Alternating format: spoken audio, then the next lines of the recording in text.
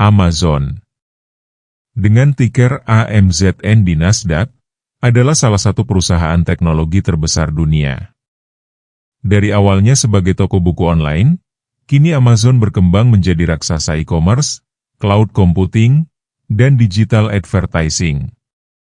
Saham AMZN menjadi salah satu ikon di pasar saham Amerika.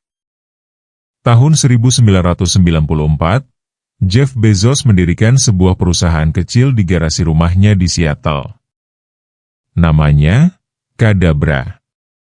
Namun tak lama kemudian, ia mengganti nama menjadi Amazon, terinspirasi dari sungai terbesar di dunia, simbol ambisi untuk menjadi toko terbesar di internet. Tahun 1995, Amazon resmi meluncurkan situs webnya, fokus menjual buku secara online. Di era ketika internet masih dianggap eksperimen, Bezos melihat peluang, menjual buku tanpa batasan rak fisik. Dalam kurun waktu singkat, Amazon berhasil menarik perhatian investor dan pelanggan berkat visinya yang berani. Puncaknya terjadi pada tahun 1997, ketika Amazon melantai di Nasdaq dengan harga saham perdana $18 per lembar. Langkah ini menandai transformasi besar, dari sebuah garasi sederhana di Seattle menuju panggung Wall Street. Sejak saat itu, Amazon dikenal bukan hanya sebagai toko buku online, melainkan sebagai perusahaan yang menjadikan kepuasan pelanggan, customer obsession, sebagai fondasi utama bisnisnya. Inilah pijakan awal yang kelak membawa Amazon ke ekspansi global. Memasuki tahun 1998, Amazon mulai melangkah keluar dari dunia buku. Perusahaan ini menambahkan kategori baru seperti CD, DVD, mainan, hingga elektronik. Langkah tersebut menunjukkan arah visi Jeff Bezos yang semakin jelas. Amazon tidak ingin berhenti sebagai toko buku online, melainkan menjadi The Everything Store, sebuah tempat di mana semua kebutuhan bisa ditemukan hanya dengan sekali klik. Puncak dari strategi awal ini terjadi pada tahun 2000, ketika Amazon meluncurkan Marketplace. Dengan fitur ini, Amazon membuka pintu bagi penjual pihak ketiga untuk menawarkan produk mereka di platform yang sama.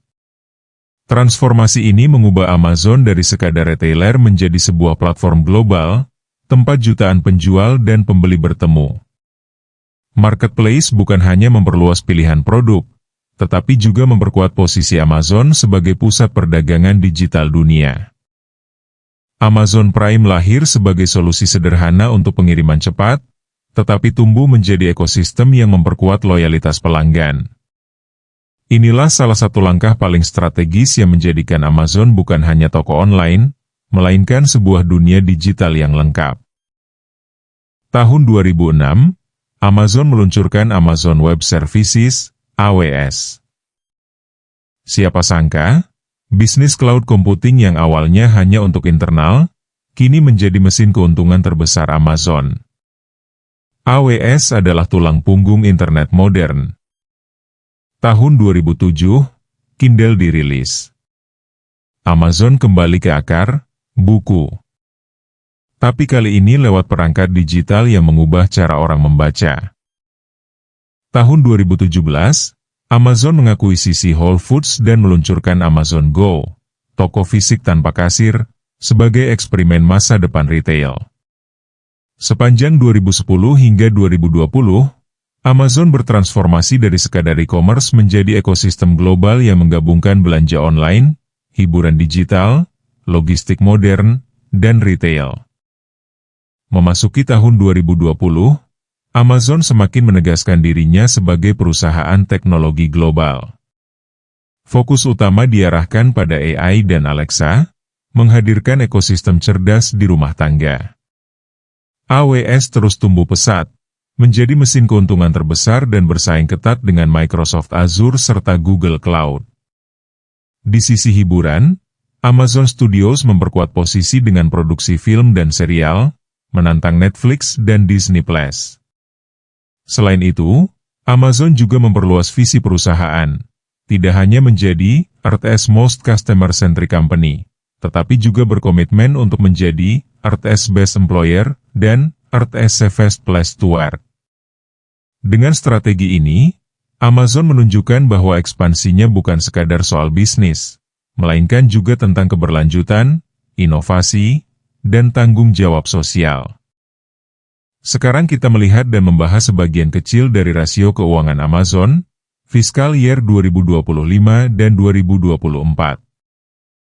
Gross margin adalah rasio yang menunjukkan seberapa besar keuntungan kotor yang bisa diperoleh dari setiap penjualan setelah dikurangi biaya pokok. Pada Fiscal Year 2024, gross margin Amazon berada di 48,85% dan meningkat menjadi 50,29% di Fiscal Year 2025. Artinya, dari setiap $1 penjualan, Amazon mampu menyisakan sekitar 50 sen sebagai laba kotor.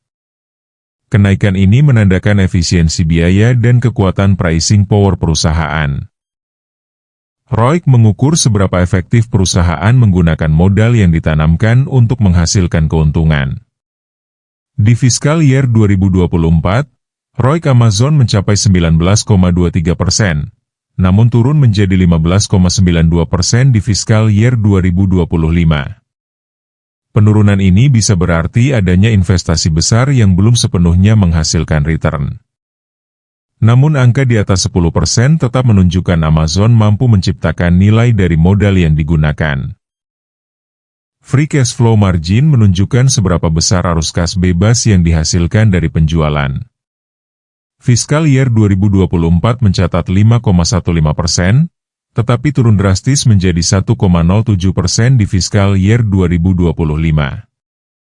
Ini menandakan tekanan pada arus kas, kemungkinan karena belanja modal tinggi untuk ekspansi teknologi, logistik, dan AI. Bagi investor, ini adalah sinyal bahwa perusahaan sedang agresif berinvestasi, sehingga arus kas jangka pendek tertekan.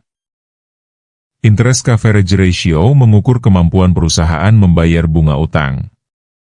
Semakin tinggi angkanya, semakin aman posisi keuangan. Amazon mencatat 28 kali di Fiscal Year 2024 dan naik menjadi 35 kali di Fiscal Year 2025. Artinya, laba operasi Amazon 35 kali lebih besar daripada beban bunga yang harus dibayar. Ini menunjukkan risiko kredit yang sangat rendah dan posisi finansial yang kuat. Sejak 2025, Amazon kembali menunjukkan kekuatan fundamentalnya. Unit AWS tumbuh pesat berkat lonjakan permintaan layanan berbasis kecerdasan buatan, menjadikannya mesin keuntungan terbesar sekaligus tulang punggung internet modern. Di saat yang sama, bisnis periklanan digital Amazon berkembang cepat melalui iklan di Prime Video dan pencarian retail, memberi sumber profit baru yang memperkuat margin perusahaan. Segmen e-commerce dan logistik tetap tangguh, didukung investasi besar dalam gudang otomatis dan jaringan distribusi global. Sementara itu, ekosistem Prime semakin lengkap, menggabungkan belanja, hiburan, dan layanan berbasis AI, menciptakan loyalitas pelanggan yang sulit ditandingi. Meski Amazon punya banyak kekuatan, ada sejumlah risiko yang bisa menekan sahamnya. Dalam jangka pendek, tekanan utama datang dari persaingan ketat di bisnis cloud. AWS yang selama ini menjadi mesin keuntungan terbesar mulai mendapat tantangan serius dari Microsoft Azure dan Google Cloud, sehingga investor khawatir pertumbuhan bisa melambat. Selain itu, margin tipis di bisnis retail membuat Amazon rentan terhadap kenaikan biaya logistik dan tenaga kerja. Dalam jangka panjang, ancaman regulasi semakin nyata. Investigasi antitrust di Amerika dan Eropa bisa membatasi ekspansi Amazon atau memaksa perubahan struktur bisnis. Perusahaan juga sangat bergantung pada AWS dan iklan digital sebagai sumber profit utama. Jika kedua segmen ini kehilangan momentum, valuasi saham bisa tertekan. Ditambah lagi, belanja modal yang tinggi untuk AI, logistik, dan konten hiburan menekan arus kas bebas, sehingga investor ragu terhadap profitabilitas jangka panjang. Sekarang kita melihat valuasi saham Amazon, Relatif fair value saham Amazon berada di harga $296,27. Kalau kita melihat grafik saham Amazon dan melihat fair value-nya di $296,27, maka harga sekarang relatif undervalue bahkan berada di bawah level harga konservatifnya. Kalau harga berada di bawah 30% dari level konservatif, ada kemungkinan harga saham Amazon mengalami technical rebound. Terus pantau harga saham Amazon, dan temukan peluang di dalamnya. Jikalau Anda ada saran tentang saham apa yang akan dibahas, tulis di kolom komentar. Jangan lupa like dan subscribe. Terima kasih sudah menonton.